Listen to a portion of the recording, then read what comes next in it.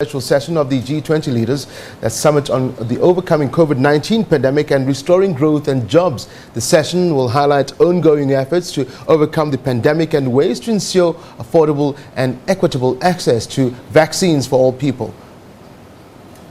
You have been guiding the G20, but also for arranging this virtual summit. For most of this year, the G20 has focused on supporting countries in their efforts to save lives and to contain the spread of the virus. Now, we must also confront the financial and economic aftermath of the devastation of this virus. Many of the hardest hit economies are in the developing economies, but also in my own continent, Africa. Economic activity on the continent is expected to contract by 3.2% in 2020, with the region falling into a recession for the first time in 25 years.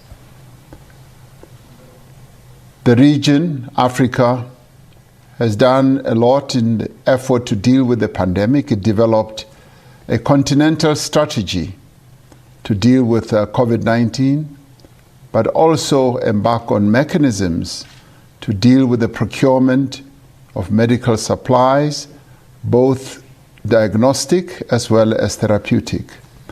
And we would like to thank many countries around the world for the support that they afforded the entire continent of Africa. However, the macroeconomic and governance reforms undertaken by many countries also on the continent were politically painful and took time to produce results. Now all of that has been set back.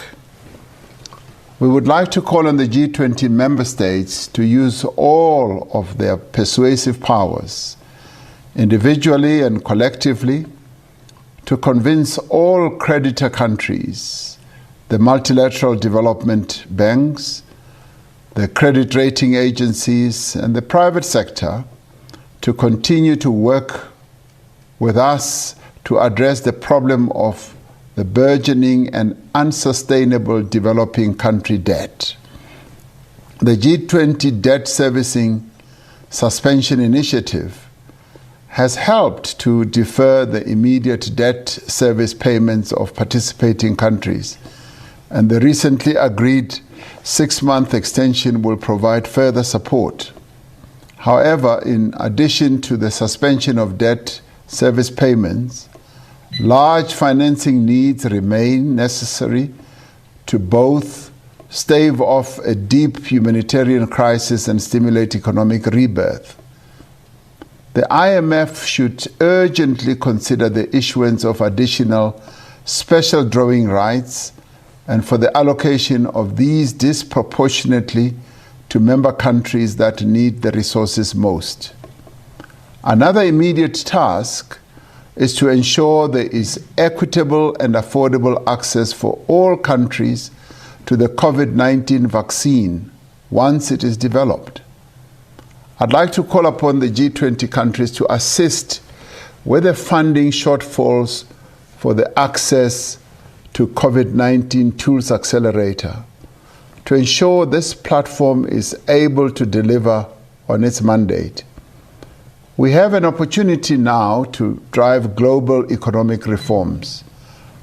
This, Your Excellencies, would include the WTO reform to address imbalances in global trade rules, measures to accelerate industrialization in developing countries, and combating the practice of under-invoicing, which is harming emerging market economies.